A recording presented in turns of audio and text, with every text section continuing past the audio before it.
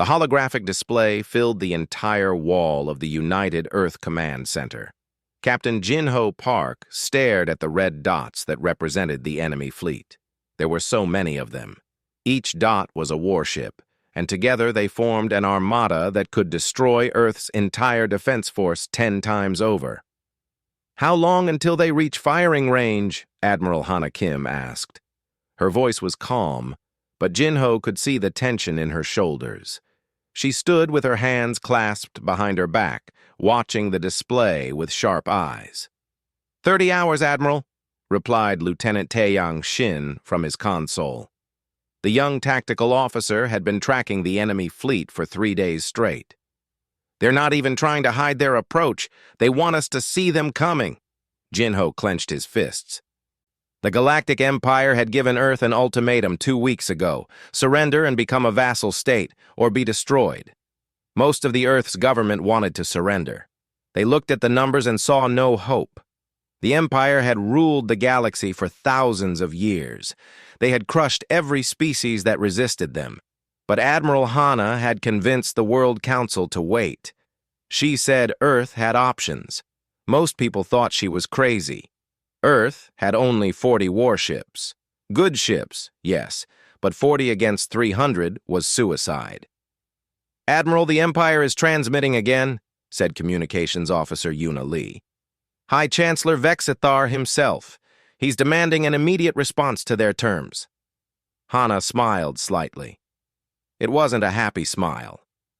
"Put him on audio only. Let's not give him the satisfaction of seeing our faces." The deep, arrogant voice of Vexthar filled the command center.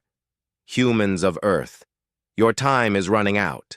My third armada has arrived at your doorstep. You have 6 hours to transmit your formal surrender. If you refuse, we will demonstrate the price of defiance. Your cities will burn. Your oceans will boil.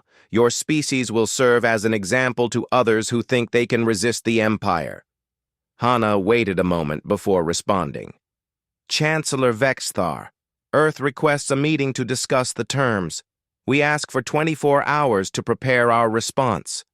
There was a pause. Then Vexthar laughed. It was a cold, mocking sound. "Very well, Admiral. 24 hours. Use this time to say goodbye to your independence. Vexthar out." The transmission ended.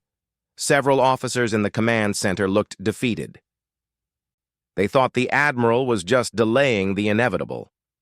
Jinho stepped closer to Hana. "Admiral, are we really going to surrender?" Hana glanced at him, then at the other officers nearby.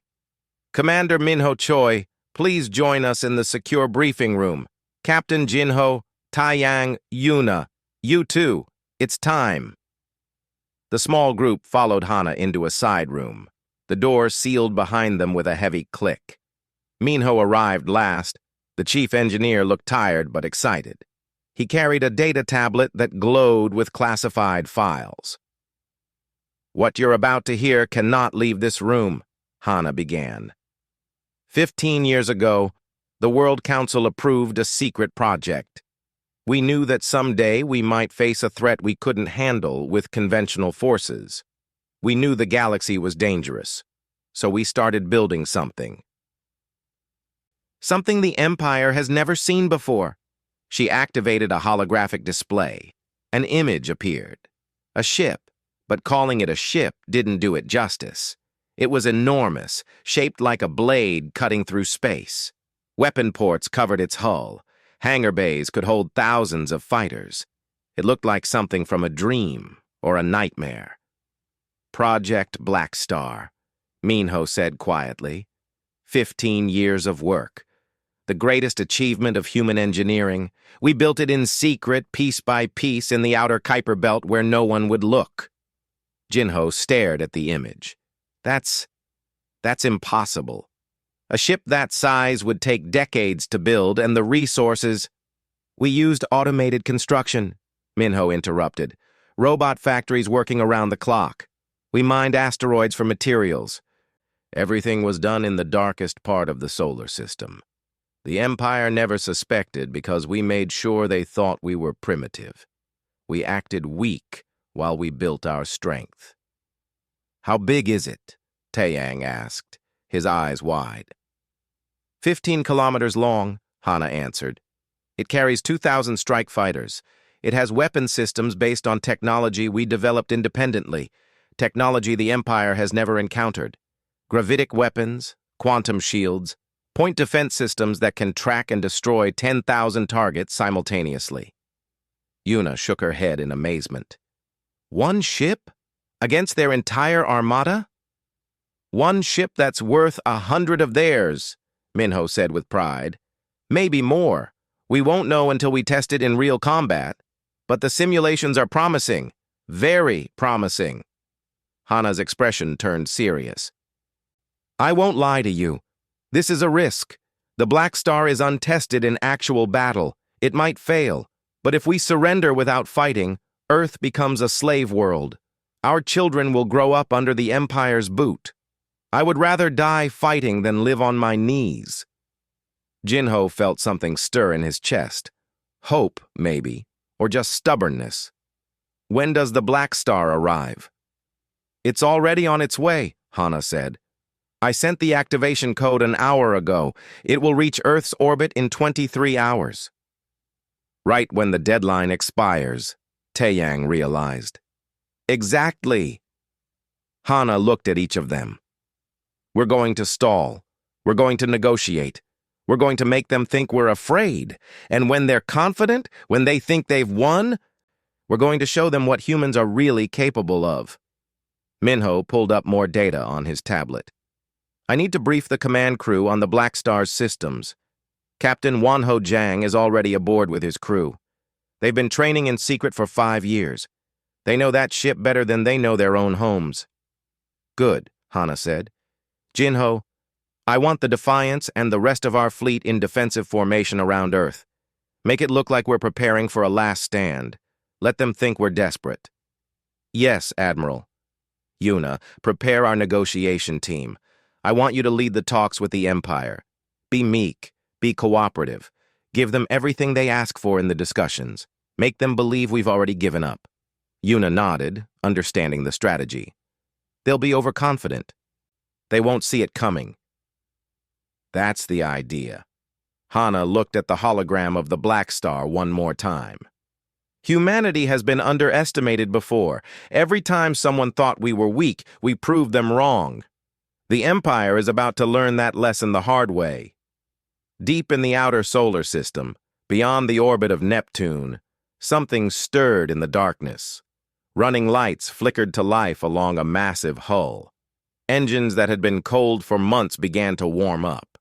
Inside the ship, thousands of crew members moved to their stations. They had trained for this moment. They had prepared for this fight. The USS Blackstar was waking up, and it was angry. Captain Wanho Jiang sat in the command chair, watching his screens come to life. Around him, officers called out status reports. Systems were powering up smoothly. Weapons were charging. Shields were calibrating. Everything was working perfectly. All stations report ready, Captain, said Commander Suji Huang from the tactical station. Wanho allowed himself a small smile. Set course for Earth. Maximum acceleration. It's time to introduce ourselves to the galaxy. The great ship began to move, picking up speed as it headed toward the inner solar system. Behind it, the darkness of space seemed a little less empty. Ahead of it, an empire waited, unaware that everything was about to change. The countdown had begun. The Imperial flagship dominated the view screen. It was a massive vessel, bristling with weapons and armor. Fleet Commander Krixtal sat on his command throne, surrounded by displays showing his armada. 300 ships, all waiting for his order to attack. Across from him, on the holographic display, stood Yuna Li. She wore simple diplomatic robes and kept her eyes down, trying to look defeated. Inside, her heart was racing, but she couldn't let it show. So, human, have you come to beg? Krixtal's voice dripped with contempt. Have you finally realized that resistance is pointless? Yuna bowed her head slightly. Commander Krixtal, Earth wishes to discuss the terms of our integration into the Empire. We hope that we can reach an agreement that benefits both sides." Crixtal laughed. Several of his officers joined in. "Benefits both sides? You have nothing we want except your obedience. You are a primitive species with primitive technology. We offer you a choice. Serve us willingly, or serve us as slaves. Those are your options." "We understand," Yuna said softly. "But we hope that the Empire will show mercy. We are willing to provide resources, technology, anything you require. We only ask that our people be treated fairly." "Fairly?" Crixtal leaned forward. "You should be grateful we're even allowing you to live. Most species that resist us are simply eliminated. The Chancellor has decided your world has enough value to be spared. Don't test our patience." On Earth, in the command center, Admiral Hana watched the negotiation with cold eyes. Beside her, Jinho clenched his jaw. Watching Yuna humble herself like this made him angry, even though he knew it was an act. "She's doing well," Hana said quietly. "Keep them talking, Yuna. Just a few more hours." Taiyang suddenly straightened at his console. "Admiral, I'm detecting something on long-range sensors, coming from the outer system. It's massive. The sensor readings don't make sense." Hana moved to his station. "What are you seeing?" "A gravitational anomaly. Moving fast, very fast. It's accelerating beyond anything in our database. The mass readings are off the scale." Taiyang looked up at her. "Admiral, is that—" "Yes," Hana said simply. "Right on schedule. Don't report it on general channels. Let's keep this surprise for as long as possible." Aboard the Imperial flagship, the negotiations continued. Yuna was slowly going through every point of the surrender terms, asking questions, requesting clarifications. She was deliberately wasting time, and Crixtal was growing impatient. "Enough!" he finally shouted. "These details are irrelevant. You will sign the treaty now, or I will open fire on your largest city. Choose quickly, human." Yuna pretended to flinch. "Please, give us just a few more hours. Our government needs time to approve the final terms. Surely the Empire can show this small mercy." Crixtal waved a hand dismissively. "You have 2 hours, not 1 minute more. After that, we begin the bombardment. Prepare your surrender broadcast. I want every human to see their leaders bow before the Empire." The transmission ended. Yuna let out a long breath and sagged in her chair. That had been exhausting. Playing weak went against every instinct she had. "You did perfectly," Admiral Hana's voice came through her earpiece. "Return to the command center. The show is about to begin." The anomaly on the sensors was getting closer. Taiyang tracked it continuously, watching it swing around Saturn's orbit. Whatever it was using the planet's gravity to slingshot itself toward Earth at incredible speed. "Admiral, the Empire's sensors must be picking this up by now," Taiyang said. As if to confirm his words, alarms began blaring on the Imperial flagship. A junior officer rushed to Crixtal's throne. "Commander, long-range sensors detect an unknown contact approaching from the outer system. Commander, the size readings must be wrong. Nothing could be that large." Crixtal frowned. "Show me." The display changed, showing the sensor data. The officer was right. The readings made no sense. The object was enormous, larger than any ship in the Imperial fleet. But that was impossible. Earth didn't have the capability to build something that massive. "It's probably an asteroid," Crixtal decided. "The humans are desperate. They're probably trying to throw rocks at us. Pathetic. Maintain formation, prepared to destroy whatever it is when it gets closer." But as the object emerged from behind Saturn's rings, it became clear this was no asteroid. The shape was too regular, too deliberately designed, and it was moving under its own power, adjusting course with precision. "All ships, battle alert," Crixtal ordered. "Target the unknown vessel. Prepare to fire on my command." The Imperial Armada shifted into combat formation, Weapons powered up, shields came online, 300 warships aimed at the approaching object. And then they saw it clearly. The USS Blackstarthe came out of the shadows like a predator revealing itself. 15 kilometers of advanced human engineering, its hull covered in armor that seemed to absorb light. Weapon ports glowed with ready energy. The ship's profile was sharp and aggressive, like a blade designed to cut through anything in its path. On the Imperial flagship, silence fell across the bridge. Officers stared at their screens in disbelief. This couldn't be real. Earth was supposed to be primitive. They weren't supposed to have anything like this. What is that? Crixtal whispered. Aboard the Blackstarthe, Captain Wanho Jiang sat calmly in his command chair. Around him, the bridge crew worked with quiet efficiency. They had trained for years for this moment. Everything was ready. "Commander Suji, status report," Wanho ordered. Commander Suji Huang checked her tactical display. All weapon systems online and charged. Shields at maximum. Point defense grid active. Fighter squadrons ready for launch. "We are fully operational, Captain." "Excellent." Wanho touched a control. "Open a channel to the Imperial flagship." On Crixtal's view screen, a new face appeared. Captain Wanho looked calm and professional. He wore the uniform of the United Earth Navy, and behind him the bridge of the Blackstarthe hummed with activity. "Fleet Commander Crixtal," Wanho said evenly. "I am Captain Wanho Jiang of the United Earth Navy, commanding the supercarrier USS Blackstarthe. You have entered Earth's solar system with hostile intent. You have threatened our people with destruction. I am here to inform you that your demands are rejected. Earth will never surrender, not to you, not to your empire, not to anyone." Crixtal found his voice. "You dare threaten the empire with a single ship? I command 300 warships. Your vessel may be large, but you are still outnumbered and outgunned. Surrender now, and I may show mercy." Wanho smiled.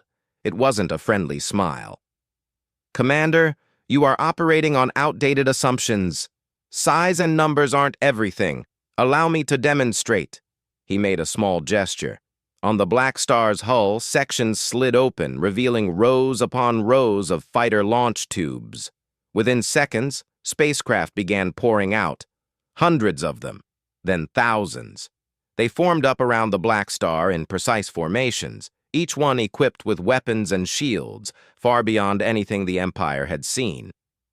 Wing Commander Nari Bay led the first squadron. She had been flying since she was 18, and now, at 35, she was one of Earth's best pilots. Her fighter was small, but incredibly advanced. It could outmaneuver anything the Empire had, and its weapons could punch through their shields like paper. "All wings, maintain formation," Nari commanded. "Wait for the order. Let's show these bullies what Earth's finest can do." Back on Earth, Admiral Hana opened a general broadcast to all human forces. "Attention all ships. This is Admiral Hana Kim. The time for hiding is over. The time for pretending to be weak is done. Today, the Empire learns what humans are truly capable of. Today we fight. For Earth. For freedom. For our future. All ships, take defensive positions around the Blackstarthe. If they want a war, we'll give them one they'll never forget." The 40 Earth warships, including Jinho's Defiance, moved into position. They looked small compared to the Imperial fleet, but their crews were ready. They had been waiting for this moment. Crixtal stared at the tactical display. The situation had changed dramatically. One massive carrier, thousands of fighters, and Earth's entire fleet arrayed against him. He could still win. He had the numbers, but this wouldn't be the easy victory he had expected. "All ships, combat formation Delta," he ordered. "Target the carrier. Concentrate all fire on that ship. Once it's destroyed, the rest will fall easily. Prepare to attack in 60 seconds. Aboard the Blackstarthe, alarms sounded. "Captain, the Imperial fleet is preparing to fire," Suji reported. Wanho nodded calmly.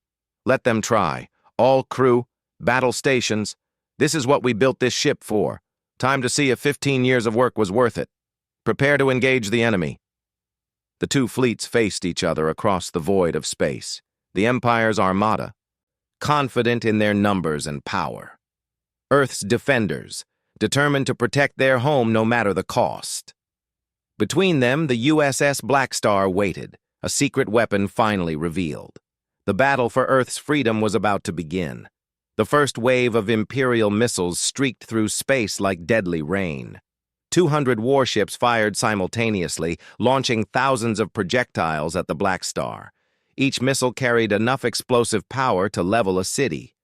Together, they should have been enough to overwhelm any defense system. Commander Suji Huang watched them come on her tactical display. Her fingers moved across the controls with practiced precision. Point defense grid. Activate. Full power. The Blackstarthe's hull lit up with energy. Hundreds of defensive weapons came online, creating a network of directed energy beams that formed a protective wall around the ship. The Imperial missiles flew into this wall and simply vanished.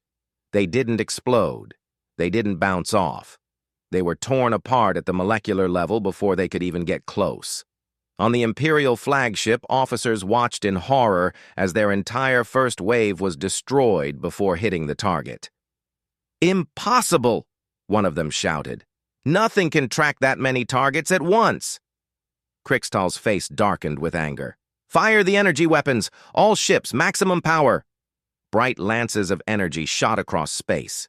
The Empire's directed energy weapons were powerful enough to cut through the shields of any known vessel. Dozens of beams converged on the Blackstarthe, hitting it with enough force to vaporize a small moon. But the Blackstarthe didn't vaporize. Its shields absorbed the incoming energy, glowing brighter and brighter. Then something strange happened. The shields didn't just block the energy, they redirected it. The absorbed power was channeled into the Blackstarthe's own weapon systems, making them even more powerful. "Shields holding at 98%, Suji reported calmly. "Enemy fire is being absorbed and converted to additional power. All systems remain optimal." Captain Wanho allowed himself a slight smile. "Excellent. Show them what real firepower looks like. Hyun, you may begin." Weapons Officer Hyun Nam had been waiting for this moment his entire career. He had helped design these weapons. He knew exactly what they could do. "Yes, Captain. Engaging gravitic lances. Targeting Imperial dreadnoughts." 3 beams of twisted space-time shot from the Blackstarthe's primary weapons. They didn't look like normal weapons. They seemed to bend reality itself, creating ripples in space. When they hit the Imperial dreadnoughts, the effect was devastating. The massive ships simply tore apart, their molecular bonds unable to withstand the gravitational stress. Within seconds, 3 of the Empire's most powerful warships were reduced to expanding clouds of debris. Silence filled the Imperial fleet's communication channels. No one could believe what they had just witnessed. The Empire's dreadnoughts were supposed to be invincible. They had shields, armor, and defensive systems that had protected them for centuries. But against this new weapon, they were helpless. "All fighters, launch!" Nari Bey's voice cut through the shock. "Let's show them how Earth pilots fight!" 2,000 human fighters poured from the Blackstarthe's hangar bays. They moved with incredible coordination, forming attack patterns that confused the Imperial sensors. The fighters were fast, much faster than anything the Empire had. They could accelerate, turn, and dodge in ways that seemed to defy physics. Nari led her squadron straight at the Imperial battle line. Her fighter systems tracked dozens of enemy ships simultaneously. Her weapons locked on. "All wings, free fire. Pick your targets. Make every shot count." The human fighters hit the Imperial fleet like a swarm of angry hornets. They were too small and too fast for the big Imperial ships to target effectively. But the fighters' weapons were powerful enough to punch through Imperial shields. Within minutes, dozens of enemy ships were burning, crippled, or destroyed. Jinho watched from the bridge of the Defiance. His ship and the rest of Earth's fleet were holding defensive positions, ready to support the Black Star if needed. But so far, they hadn't needed to fire a shot. The supercarrier was handling the entire Imperial Armada by itself. "Captain, we're receiving distress calls from multiple Imperial ships," his communications officer reported. "They're requesting permission to retreat." "Denied," came Admiral Hana's voice over the command channel. "They came here to destroy us. Let them feel what it's like to be on the receiving end. All Earth forces, maintain positions. Let the Black Star do its work." Aboard the Imperial flagship, chaos reigned. Officers shouted conflicting reports. Systems sparked and failed. Krixtal stood in the center of it all, unable to comprehend how the battle had turned so completely against him. "Commander, we've lost 30 ships," his tactical officer reported. "Enemy fighters are everywhere. Our weapons can't track them. Our shields can't stop their weapons. We need to withdraw." "No!" Krixtal slammed his fist on his command throne. "We outnumber them. We are the Galactic Empire. We do not retreat from primitives. Send in the heavy cruisers. Concentrate fire on their fighter squadrons. Destroy them." 100 Imperial cruisers broke formation and charged at the human fighters. They fired everything they had, filling space with energy beams and explosive shells. Some human fighters were hit and destroyed. But for every fighter lost, the humans destroyed 3 Imperial ships. Nari pulled her fighter into a tight spiral, dodging incoming fire. Her wingman, Lieutenant Kiwan Han, stayed close behind her. "Wing Commander, we've got 6 cruisers focusing on our position," Kiwan warned. "Copy that. Follow my lead." Nari pushed her fighter to maximum acceleration, heading straight at the nearest cruiser. At the last second, she rolled inverted and fired her weapons at the cruiser's bridge. The powerful beams punched through the shields and armor, crippling the ship's command center.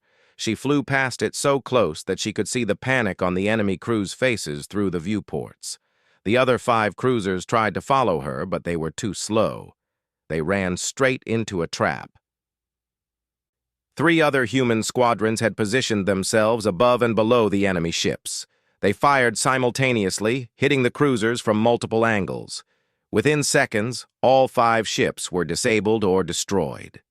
Back on the Black Star, Wanho monitored the battle with satisfaction. Everything was going according to plan. Better than expected, actually.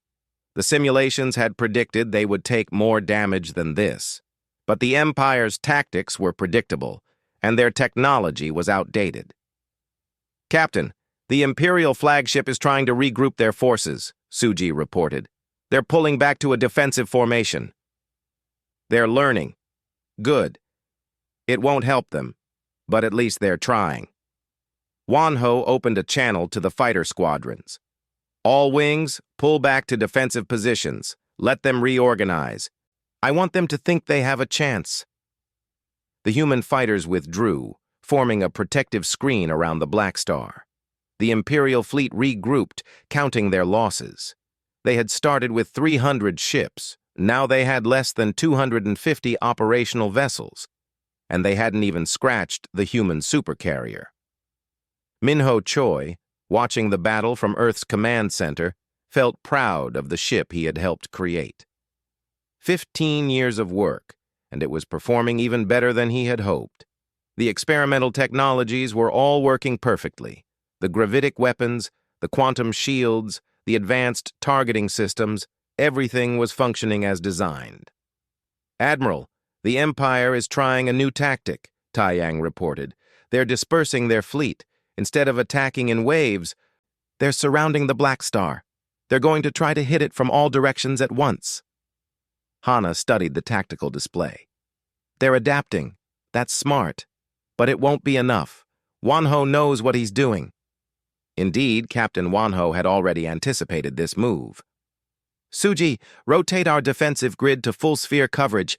Hyun, prepare spread fire pattern. When they attack, I want every ship in range to take damage." "Yes, Captain."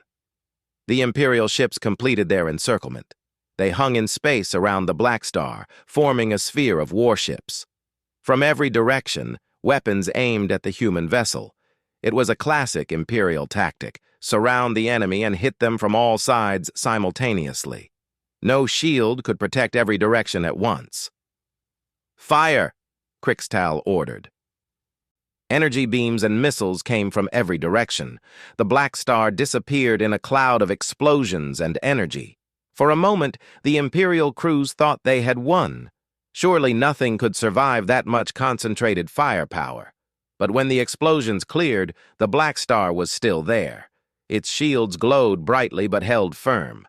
And now it was the supercarrier's turn to respond. The Black Star fired in all directions at once.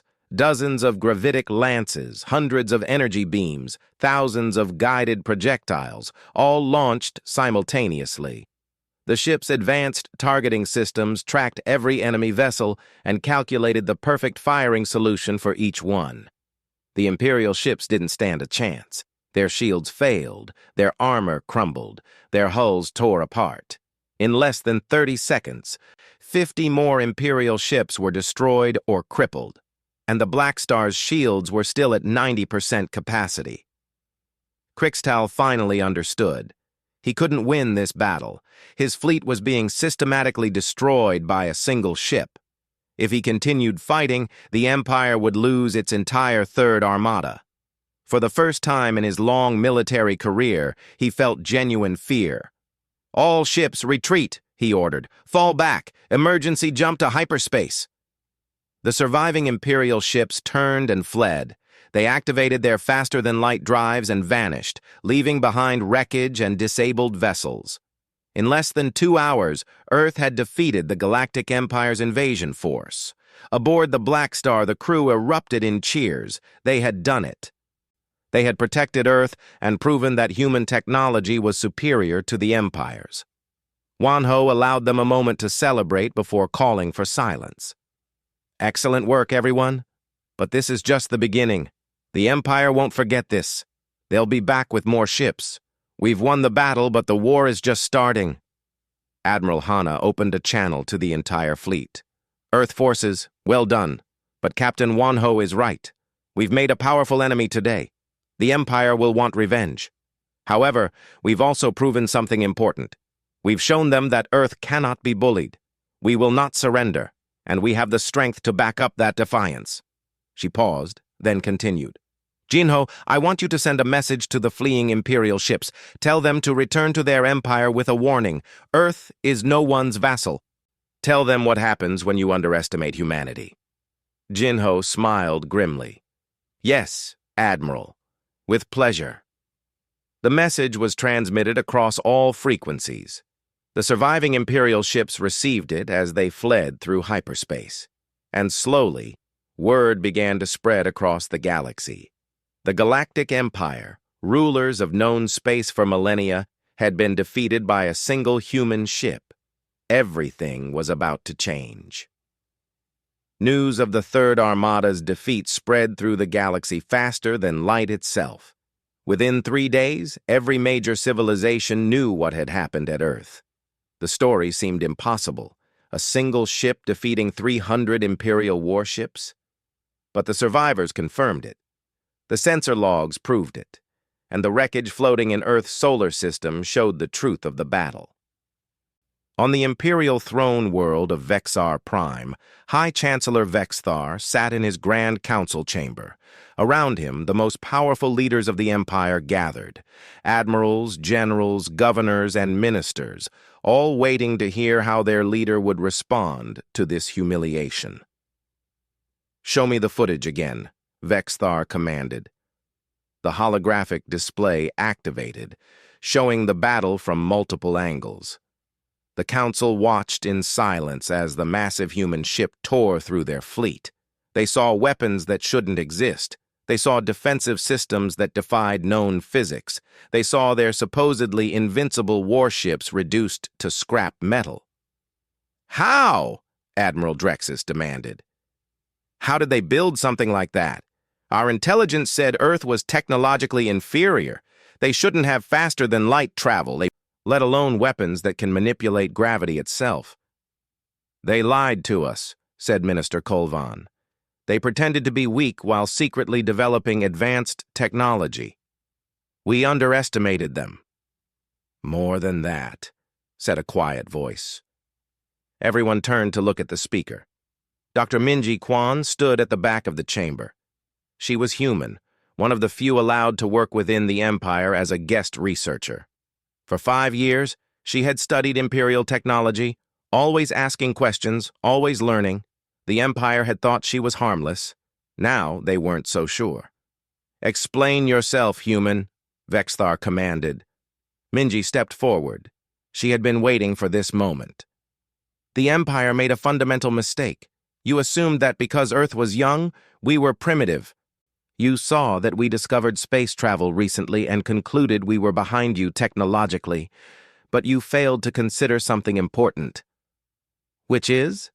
Vexthar's voice was dangerous. "We had to figure everything out ourselves," Minji replied calmly. "The Empire has been using the same technology for thousands of years. You haven't innovated because you didn't need to. But humans had no one to copy from. We had to invent, to experiment, to try new approaches. We took different paths. We discovered different principles. And sometimes, our way worked better than yours." "Impossible," Admiral Drexus scoffed. "The Empire has conquered 1,000 worlds. Our technology is proven."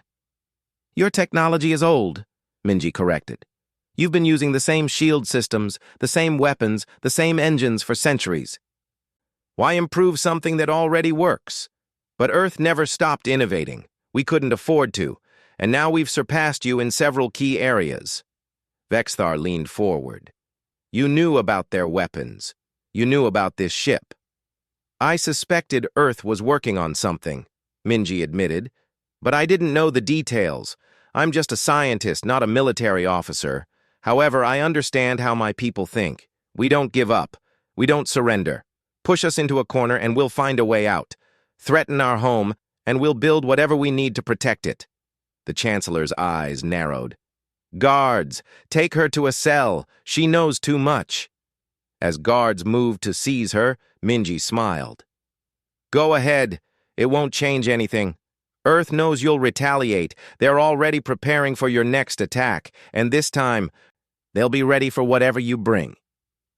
After the guards took Minji away, the council began arguing.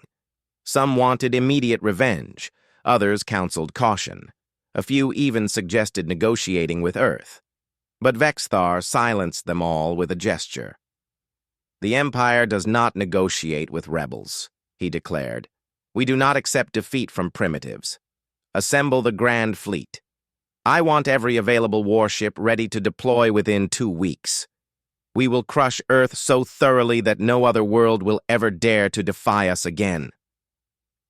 "Chancellor, the Grand Fleet hasn't been fully assembled in 50 years, Admiral Drexus protested. "It will take months to gather all the ships." "Then we'll use what we can gather quickly," Vexthar decided. "And we'll reach out to our allies. The Void Conclave owes us favors. It's time to call them in." Meanwhile, on Earth, Ambassador Doyun Seo faced an unexpected problem. His office was flooded with communication requests from dozens of alien species. Everyone wanted to talk to Earth now. Some offered congratulations. Others proposed trade agreements. Many requested military alliances. "Ambassador, we're receiving another message from the Keldan Unity," his assistant reported. "That's the 5th one today. They're very insistent about forming an alliance." Doyun rubbed his tired eyes. He hadn't slept properly in 3 days. "What are they offering this time?" "Mining rights to 3 asteroid belts and access to their medical technology. In exchange, they want Earth's protection from the Empire." "Add them to the list." "How many potential allies do we have now?" 42 species have made formal requests. Another 100 have expressed interest." It was overwhelming. For years, Earth had been alone in the galaxy, ignored by the major powers. Now, everyone wanted to be humanity's friend. But Doyun knew the truth. They were afraid. Afraid of the Empire's retaliation. Afraid of being caught between 2 powerful forces. And hoping that Earth would protect them. Admiral Hana faced similar challenges. The United Earth Navy had gone from barely adequate to suddenly being the most sought-after military force in the galaxy. But she knew better than to be overconfident. "We won one battle," she told her senior staff during a strategy meeting. "The Empire will come back stronger. They'll study our tactics. They'll develop countermeasures. We can't rely on surprise a second time." Captain Jinho agreed. "Our intelligence suggests the Empire is mobilizing their grand fleet. That's over 2,000 warships, 4 times what we just faced." "Then we need to be ready," said Wanho via holographic link from the Black Star. "We've started analyzing the battle data. The gravitic weapons worked well, but they have limitations. Recharge time is longer than we'd like. And if the Empire masses enough ships, they could overwhelm even our defenses through sheer numbers." Minho pulled up technical displays. "I'm working on improvements. We can increase the recharge rate by 15%. And I have ideas for new weapon systems, but I need time and resources." "You'll have both," Hana promised. "The World Council has approved emergency funding. Build whatever you need." "What about the other carriers? Can we accelerate their construction?" "The Valkyrie is 80% complete. The Titan and the Phoenix are at 60%. With the additional resources, we could have all 3 operational within 4 months. "Make it 3 months, Hana ordered. "We might not have 4. Intelligence Officer Somin. Oh cleared her throat. "Admiral, there's another concern. Our deep space probes have detected unusual activity near the galactic rim, energy signatures that don't match any known technology." "The Void Conclave?" Jinho asked. "Possibly. We don't know much about them. They're even more mysterious than the Empire. But if the Empire is reaching out to them for help, we could be facing threats beyond our current capabilities." The room fell silent. The Void Conclave was legendary. Ancient beings who existed beyond known space. Some said they were the original creators of faster-than-light technology. Others claimed they were digital consciousnesses that had abandoned physical form. No one knew for sure because they rarely interacted with regular civilizations. "We need allies," Hana decided. "Doyun, work with those species that have contacted us. Find the ones who have military strength and genuine grievances against the Empire. Offer them protection in exchange for cooperation. We're going to build a coalition." "What about the Keldan Unity?" Doyun asked. "Accept their proposal and the Oryx Federation and anyone else who can bring ships and resources to our cause. The Empire ruled through fear. Let's show the galaxy there's an alternative." Over the next 2 weeks, Earth worked frantically. New defenses were built around the solar system. The partially completed carriers were rushed toward completion. Alliances were forged with dozens of species, and intelligence gathering intensified. Taiyang coordinated the intelligence efforts from Earth's command center. His teams analyzed every scrap of information about the Empire's movements. What they discovered was alarming. "Admiral, the Empire isn't just gathering their grand fleet," he reported. "They're also pulling ships from occupation duties across the galaxy. They're weakening their grip on their conquered worlds to mass everything they can against us." "How many ships total?" "Best estimate, 2,300 warships, including 12 battle moons." Hana frowned. Battle moons were mobile space stations, each carrying enough firepower to destroy a planet. "When will they arrive?" 6 weeks, maybe 7. They're gathering at a staging point first, then they'll all jump here together. They're not taking chances this time." "Good. That gives us time." Hana pulled up star charts. "They'll come straight at us. They're angry and want revenge. But what if we don't wait for them?" Wanho's hologram leaned forward with interest. "You're suggesting we take the offensive?" "Why not? They're gathering their forces in one location. Their conquered worlds are lightly defended. If we strike at their infrastructure, we damage their ability to wage war. And we show other species that the Empire can be hurt." "It's risky," Jinho cautioned. "If we take the Black Star away from Earth, Our home is vulnerable. We'll have the other 3 carriers operational by then, Minho interjected. One can defend Earth, the other 3 can strike at Imperial targets. Hana smiled. Exactly. We hit their shipyards, their supply depots, their command centers. We make them hurt. And while they're dealing with that, we offer their conquered species a choice. Stay with the Empire, or join us in building something better. The plan was risky, aggressive, but doing nothing meant waiting for the Empire to attack with overwhelming force. Better to seize the initiative. We'll need detailed intelligence on Imperial facilities, Wanho said, and we'll need our new allies to commit ships to the operation. I'll handle the diplomacy, Doyen promised. I'll handle the intelligence, Somin added. Then it's decided, Hana said. We're taking the fight to the Empire. Let's show them what happens when they threaten Earth. Let's show the whole galaxy that a new age is beginning. As the meeting ended, each officer returned to their duties. There was so much to do and so little time. But for the first time in galactic history, the Galactic Empire faced a real threat to their dominance, and that threat came from a small blue planet that refused to bow to anyone. The galaxy was changing, and Earth stood at the center of that change. 3 months had passed since the Battle of Earth. In that time, humanity had transformed from a threatened species to a galactic power. The 3 additional supercarriers were now operational. The USS Valkyrie, USS Titan, and USS Phoenix joined the Black Star as symbols of Earth's military might. Each carried 2,000 fighters and crews trained to perfection. The attack on the Imperial Forge worlds began at dawn local time. 4 supercarriers and their allied fleet dropped out of hyperspace above the largest shipbuilding facility in the Empire. The Forge worlds were massive. 3 planets and 24 orbital stations dedicated entirely to constructing warships. If the Empire lost this facility, their ability to replace losses would be crippled. Captain Jinho commanded the Valkyrie now, promoted after his exemplary service during the first battle. He studied the tactical display showing the Forge world's defenses. They were formidable: orbital defense platforms, minefields, patrol squadrons. But the Empire had pulled most of their mobile fleet away to form the Grand Fleet. They had left their most important facility lightly defended.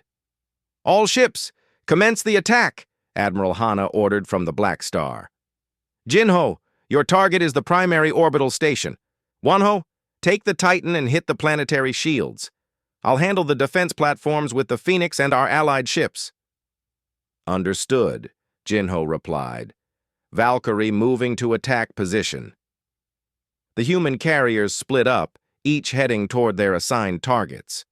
Around them, ships from 40 different allied species followed. The Keldan Unity had sent 20 cruisers. The Oryx Federation contributed 50 destroyers. A dozen other species provided support vessels. Together, they formed a coalition fleet of nearly 300 ships.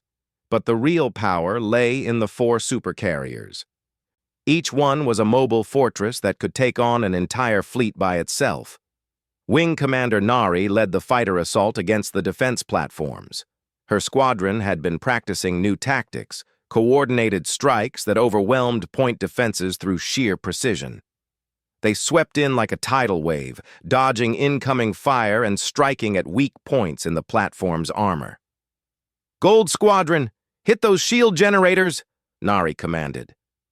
"Silver Squadron, take out their communications array. Everyone else, keep their fighters busy." The battle was fierce. The Forge worlds might be lightly defended compared to a full fleet, but they still had significant firepower. Defense platforms fired massive energy beams, automated turrets tracked and destroyed fighters. Imperial patrol ships fought desperately to protect their home. But the human carriers were relentless.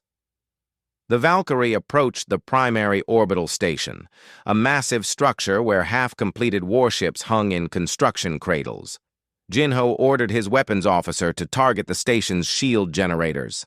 "Fire gravitic lances, full power." Reality warped as the powerful beams struck the station. Shields collapsed. Armor buckled. The entire structure shook from the impact. Before the station could recover, Jinho launched boarding parties, Marines in powered armor who seized key control centers and disabled the facility's weapons. On the surface of the main Forge world, Wanho directed the Titan's assault on the planetary shields. These shields protected the surface factories where ship components were manufactured. Without those factories, the orbital construction would grind to a halt. "Concentrate fire on the northern shield generator," Wanho ordered. "All Allied ships, support fire." The combined firepower of the Titan and its support fleet hammered at the shield generator. The structure was massive and heavily armored, designed to withstand bombardment, but the gravitic weapons didn't just damage, they disrupted the fundamental physics that made the shields work. After 10 minutes of sustained fire, the shields collapsed. "Ground assault teams deploy," Wanho commanded. Dropships launched from the Titan, carrying soldiers and vehicles to the surface. Their mission was to capture the factories intact if possible. Earth wanted the technology and manufacturing capability, not just destruction. Meanwhile, Admiral Hana faced the most dangerous part of the operation.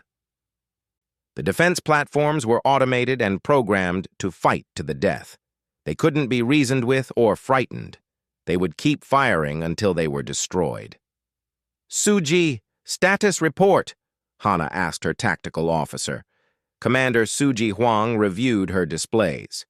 "We've destroyed 12 platforms, 18 remaining. Our shields are holding at 75%. Allied ships have taken moderate damage but remain combat effective." "Good. Deploy the new weapon system Minho developed. Let's see if it works as advertised." "Yes, Admiral. Activating quantum disruptors." A new type of beam emerged from the Black Star's weapon ports. Unlike the gravitic lances, these beams didn't destroy through physical force. Instead, they disrupted the electronic systems of any vessel they hit. Defense platforms that were struck simply went dark, their computers fried, their weapons offline.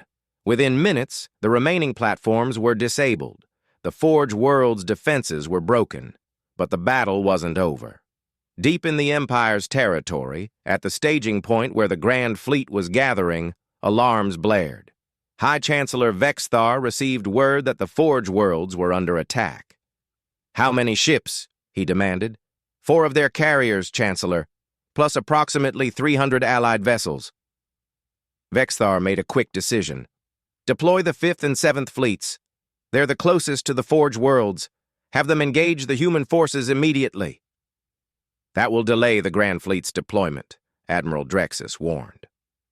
"I'm aware," Vexthar growled. "But we can't let them destroy our shipyards. Without the Forge worlds, we can't replace our losses. Send the 5th and 7th fleets and tell them to capture one of those carriers intact. I want to study their technology." 200 Imperial warships jumped to hyperspace, racing to defend the Forge worlds. They would arrive in 1 hour. On the surface of the Forge world, the human ground forces were making progress. They had captured 3 of the 5 main factories with minimal resistance. The workers were mostly civilians who surrendered quickly when offered fair treatment. But one factory was proving difficult.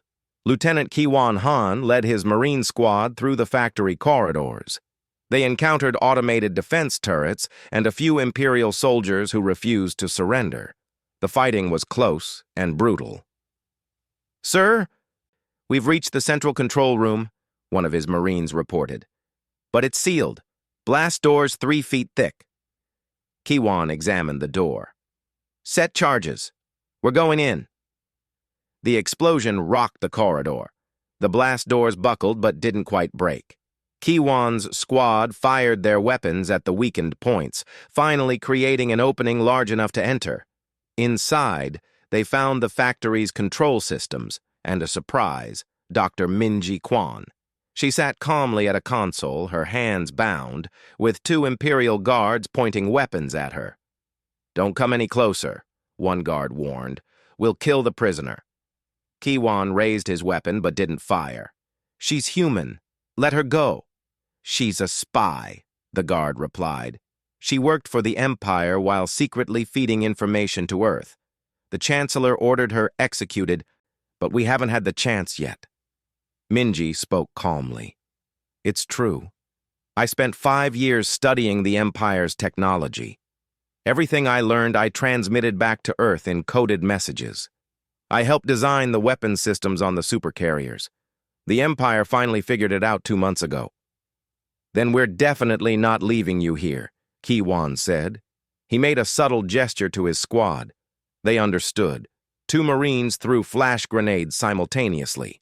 The guards were blinded. In that instant, Kiwan fired 2 precise shots, disabling both guards without killing them. His squad rushed forward, securing the prisoners and freeing Minji.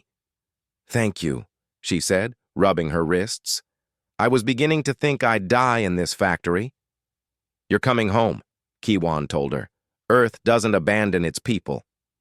Above the planet, the situation was changing. Long-range sensors detected the approaching Imperial reinforcements. Admiral, we have incoming hostiles, Taeyang reported from the Black Star. 2 Imperial fleets, 200 ships, ETA 50 minutes. Hana considered her options. They had accomplished most of their objectives. The orbital stations were captured or destroyed.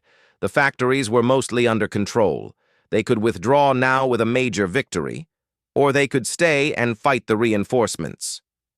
All ships, prepare for incoming enemy forces, she decided. Jinho, finish securing the orbital station. Wonho, pull your ground forces back to the ships. We're not giving up this position without a fight. But before the Imperial reinforcements arrived, something unexpected happened. A new fleet dropped out of hyperspace, not Imperial ships, but vessels from dozens of different species. They numbered over 500 ships, and they aligned themselves with the human coalition. Ambassador Doyun's voice came over the communication channels. Admiral Hana, I'm broadcasting from the diplomatic ship Unity. We've convinced additional allies to join us. These species have suffered under Imperial rule for generations. They see what you're doing here, and they want to be part of it. They're ready to fight. Hana smiled. The balance had just shifted dramatically. Welcome to the coalition. Take positions alongside our forces. Let's show the Empire what happens when the oppressed finally stand together. When the Imperial 5th and 7th fleets arrived, they found themselves facing not 300 ships, but over 800. And at the center of that formation sat 4 human supercarriers, ready for battle. The Imperial commander, realizing he was outnumbered and outgunned, hesitated. He had been ordered to capture the Forge worlds and take a carrier intact. But looking at the forces arrayed against him, he knew that was impossible. He would be lucky to escape with his fleet intact. He made a choice that would echo through history. Instead of fighting, he opened a communication channel to Admiral Hana. Human Commander, I am Fleet Admiral Corvin of the Imperial 7th Fleet. I request a ceasefire to discuss terms. Hana raised an eyebrow. An Imperial Admiral asking for a ceasefire? That was unprecedented. I'm listening. I've seen the battle reports from Earth, Corvin said. I know what your ships can do. If we fight here, you'll destroy my fleet just like you destroyed the Third Armada. I'm a practical being. I don't throw away my ships and crews for no reason. What are you proposing? A deal. My fleet withdraws peacefully. We don't interfere with your operations here. In exchange, you let us leave intact. No pursuit. And what about your orders from the Chancellor? Corvin was silent for a moment. I'll tell him the truth. That you had overwhelming forces and continuing the fight would have been suicide. He can execute me if he wants, but at least my crews will survive. Hana considered. She could destroy the Imperial fleet, but that would cost lives on both sides. And more importantly, it would send a message that Earth was willing to show mercy to those who chose peace over pointless violence. Agreed, she said. Withdraw your forces. But know this, the Empire's days of ruling through fear are ending. Tell your Chancellor that. Tell him that we're building a new galactic order, one based on cooperation and mutual respect. Any species that wants to join us is welcome. Any species that continues to threaten us will face the consequences." Corvin's fleet withdrew. The coalition held the Forge Worlds, and across the galaxy, word spread that an Imperial fleet had retreated without firing a shot. 3 days later, High Chancellor Vexthar made his final desperate move. He personally led the Grand Fleet, over 2,000 warships, toward Earth's solar system. He would destroy the human home world and end this rebellion once and for all. But when the Grand Fleet arrived at Earth, they found 4 supercarriers waiting for them. The Black Star, Valkyrie, Titan, and Phoenix formed a defensive wall between the Imperial fleet and the planet. Behind them, Earth's allies had gathered, over 1,000 ships from 60 different species. And on Earth itself, billions of humans watched the sky, knowing that this battle would determine their future. Vexthar stared at the assembled forces. For the first time in his life, he felt doubt. But his pride wouldn't let him back down. "All ships, attack formation. We end this now." The greatest battle in galactic history was about to begin. But aboard the Black Star, Admiral Hana wasn't afraid. She had spent her entire life preparing for this moment. Earth had the technology, they had the allies, and most importantly, they had something the Empire had forgotten, the will to fight for their freedom. "All ships, defensive formation Delta," she ordered calmly. "Protect Earth at all costs.